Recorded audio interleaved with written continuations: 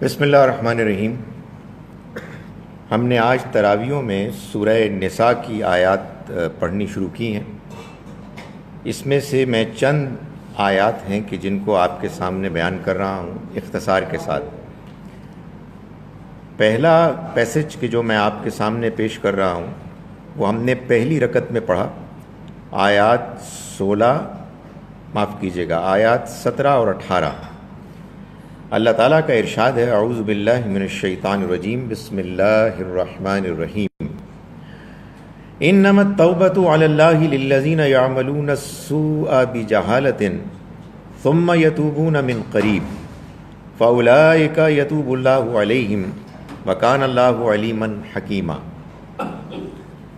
اللہ تعالیٰ کا ارشاد ہے کہ توبہ تو اللہ کے اوپر قبول کرنا ضروری ہو جاتا ہے ان لوگوں کے حق میں کہ جو برائی کرتے ہیں جہالت میں، یعنی جذبات سے مغلوب ہو کر۔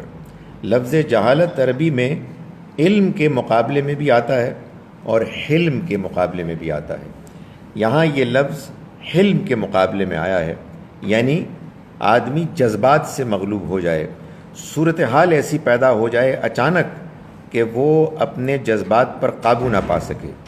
اللہ تعالیٰ کا ارشاد ہے کہ اللہ کے اوپر ایسے لوگوں کی توبہ قبول کرنی لازم ہو جاتی ہے کہ جو برائی کرتے ہیں جذبات سے مغلوب ہو کر، ثم یتوبون من قریب، پھر وہ توبہ کرتے ہیں فوراً ہی، یعنی جیسے ہی ان کے جذبات ختم ہوتے ہیں ان کو یہ احساس ہوتا ہے کہ جو کام انہوں نے کیا وہ ایک بہت برا کام تھا، ان کے اوپر شرمندگی غالب آتی ہے تو وہ فوراً توبہ کرتے ہیں۔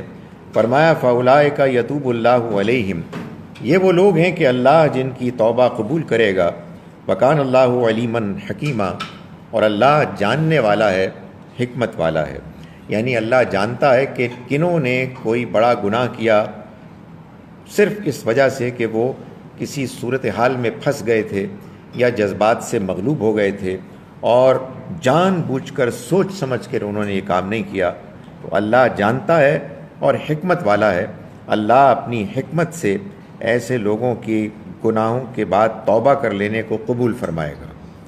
اس کے بالکل برعکس دوسری صورتحال وہ ہے کہ جس کو اگلی آیت میں بیان کیا گیا کہ وَلَيْسَتِ التَّوْبَةُ لِلَّذِينَ يَعْمَلُونَ السَّيِّئَاتِ، اور توبہ ہرگز قبول نہیں ہوگی ان لوگوں کی کہ جو برائی کرتے چلے جاتے ہیں، حتیٰ اذا حضر احدہم الموت، یہاں تک کہ ان میں سے کسی ایک پر موت آ جاتی ہے، قال انی تبت الآن، تو وہ کہتا ہے کہ میں اب توبہ کرتا ہوں۔ وَلَلَّذِينَ يَمُوتُونَ وَهُمْ كُفَّارٌ، اور نہیں وہ لوگ بخشے جائیں گے کہ جو اس حال میں مرتے ہیں کہ وہ جان بوجھ کر انکار کرنے والے ہوتے ہیں۔ اولئک اعتدنا لهم عذابا الیما، یہ وہ لوگ ہیں کہ جن کے لیے ہم نے ایک دردناک عذاب تیار کر رکھا ہے۔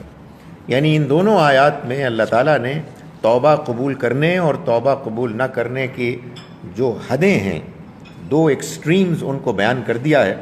اگر کوئی شخص برائی کرتا ہے اور حالات سے متاثر ہو کے اور فوراً توبہ کر لیتا ہے جیسے ہی وہ باہر نکلتا ہے ان حالات سے، تو اللہ تعالیٰ وعدہ کرتے ہیں کہ وہ توبہ قبول کریں گے۔ لیکن اگر کوئی شخص برائی کو اپنا وتیرہ بنا لیتا ہے اور اسے توبہ کرنے کی توفیق ہی اس وقت ہوتی ہے جب وہ موت کو اپنے سامنے دیکھ لیتا ہے، جب موت اس پر حاضر ہو جاتی ہے۔ قرآن کے اس بیان سے معلوم ہوتا ہے کہ جب کوئی شخص مرنے والا ہوتا ہے، ابھی اس کو موت نہیں آتی، اس کو سانس آ رہے ہوتے ہیں، وہ بات سمجھ رہا ہوتا ہے، سن رہا ہوتا ہے، لیکن اس کے سامنے سے غیب کے پردے ہٹ جاتے ہیں اور اس کو یہ بات سمجھ میں آ جاتی ہے کہ اب وہ مر رہا ہے، گویا کہ اس کو غیب اب نظر آنے لگتا ہے۔ تو اللہ تعالیٰ فرماتے ہیں کہ ایسے لوگ اگر توبہ کر بھی لیں تو ان کی توبہ قبول نہیں کی جائے گی، جیسے کہ ان لوگوں کے بارے میں اللہ تعالیٰ کا معاملہ ہوگا کہ جو جانتے بوجھتے ہوئے انکار کرتے ہوئے اس دنیا سے رخصت ہوتے ہیں۔ یہ دونوں حالتیں بیان ہو گئیں، مگر ایک تیسری حالت بھی ممکن ہے جس کو اللہ تعالیٰ نے بیان نہیں کیا۔ ایک شخص نے گناہ کیا، جذبات سے مغلوب ہو کر کیا، اس کے بعد گناہ کرتا رہا. موت تو ابھی قریب نہیں آئی ہے، لیکن کسی درمیانی موقع پر 2 سال 4 سال کے بعد اسے احساس ہوتا ہے اور وہ توبہ کرتا ہے. اللہ نے اس طرح کے معاملات کے بارے میں یہاں خاموشی اختیار کی ہے. نہ یہ وعدہ کیا ہے کہ ان کی توبہ قبول ہوگی، نہ یہ کہا ہے کہ ان کی توبہ قبول نہیں ہوگی.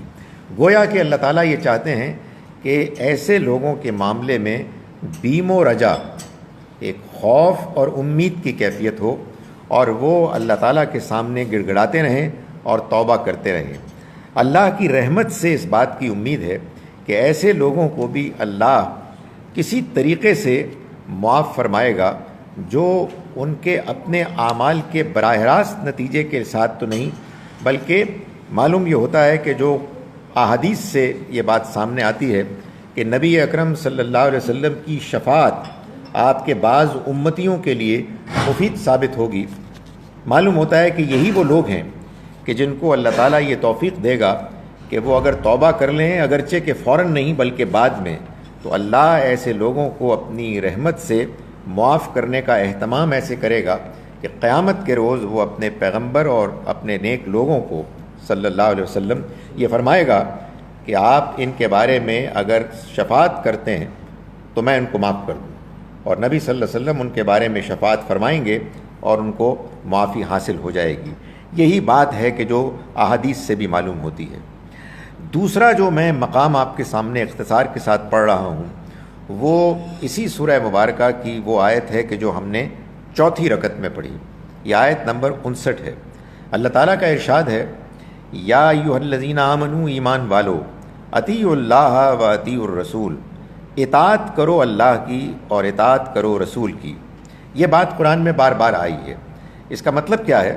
اس کا مطلب یہ ہے کہ رسول کی اطاعت کرو، یہی اللہ کی اطاعت ہے. اللہ تعالیٰ اس دنیا میں خود تو بنفس نفیس نہیں آتا، اس نے اپنے رسول کو بھیجا ہے اپنی کتاب کے ساتھ، ان کی کتاب کے ساتھ، سنت کے ساتھ، جو کہ دین ہے. اس دین کو اختیار کرنا اصل میں اللہ کی اطاعت ہے اور رسول کی اطاعت ہے. مگر اس آیہ مبارکہ میں ایک اور بات بھی کہی گئی ہے، وَأُولِي الْأَمْرِ مِنْكُمْ، اور اپنے میں سے ان کی اطاعت کرو کہ جو تمہارے اولو الامر ہیں، یعنی حکمران ہیں، جو تمہیں قانون بنا کر کچھ احکام بتاتے ہیں کہ جن کی تمہیں پابندی کرنی ہے. یہ احکام وہ تو نہیں ہیں کہ جن کا ذکر قرآن یا حدیث میں ہے، بلکہ یہ احکام وہ ہیں کہ جو انہوں نے قرآن حدیث کے علاوہ دنیا کے معاملات کو چلانے کے لیے قوانین بنائے ہیں جو قرآن حدیث کے خلاف نہیں ہیں، قرآن سنت حدیث کے خلاف نہیں ہیں. ان کی اطاعت کرنا یہ بھی مسلمانوں پر لازم ہے. یہ مسلمانوں کے ہاں بڑی غلط فہمی ہے کہ ان کو نماز تو پڑھنی ہے، زکوٰۃ تو ادا کرنی ہے، لیکن سرخ بتی پر گاڑی کھڑی نہیں کرنی، اس لیے کہ یہ تو دنیا کا قانون ہے. یہ وہ دنیا کا قانون ہے کہ جو مسلمان حکمرانوں نے مسلمانوں کے اوپر نافذ کیا ہے، اور قرآن مجید یہ کہتا ہے کہ اس کو ماننا اور اس پر عمل کرنا بھی ضروری ہے. یہ اللہ اور اس کے رسول کی اطاعت ہی کا ایک حصہ ہے. یہ بات ایسے نہیں ہے کہ یہ کہیں اور کے قوانین ہیں. اگر یہ قوانین اللہ کے دین کی خلاف ورزی نہیں کر رہے تو ان کی پابندی اصل میں دین کا تقاضا ہے. آپ دین کا تقاضا پورا نہیں کر سکتے جب کہ آپ ملکی قوانین کی پابندی نہ کریں. اس میں ایک وہ ہے ایکسیپشن جو بیان کی گئی کہ فَإِن تَنَازَعْتُمْ فِي شَيْءٍ، پھر اگر تم کسی معاملے میں تنازع کرو، اختلاف کر بیٹھو، تمہیں ایک دوسرے کے نقطۂ نظر سے اختلاف ہو جائے، فَرُدُّوهُ إِلَى اللَّهِ وَالرَّسُولِ، تو تم اس کو لوٹاؤ اللہ اور اس کے رسول کی طرف.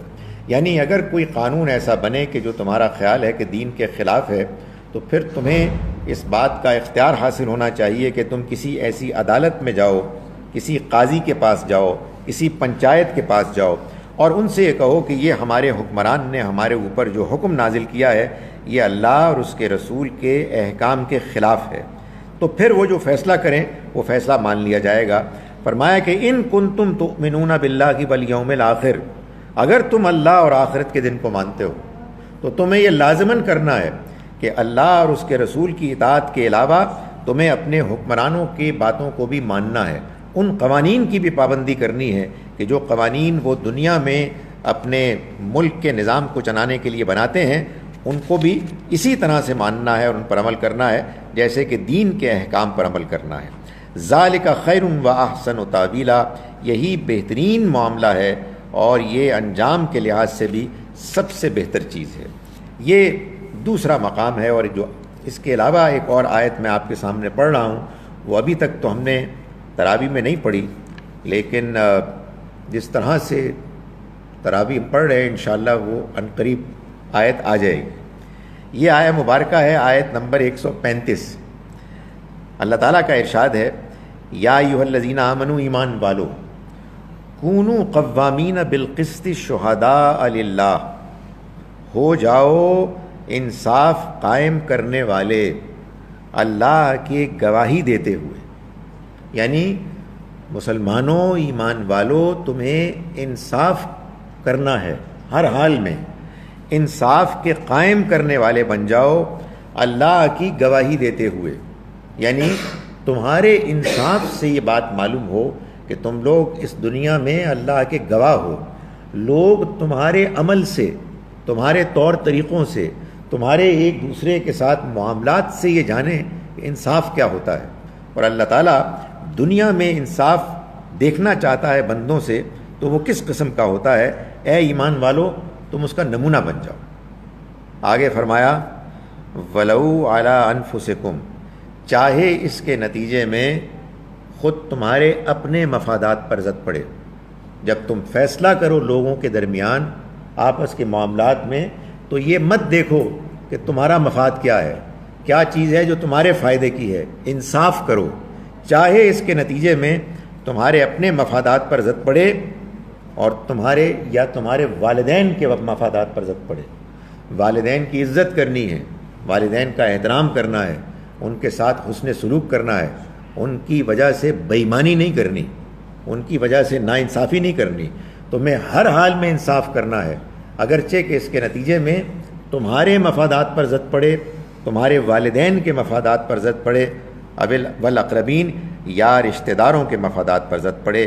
یہ تمہارے اوپر اللہ نے لازم کر دیا ہے کہ تم نے اپنے معاملات میں جو بھی فیصلہ کرنا ہے وہ انصاف کے ساتھ کرنا ہے۔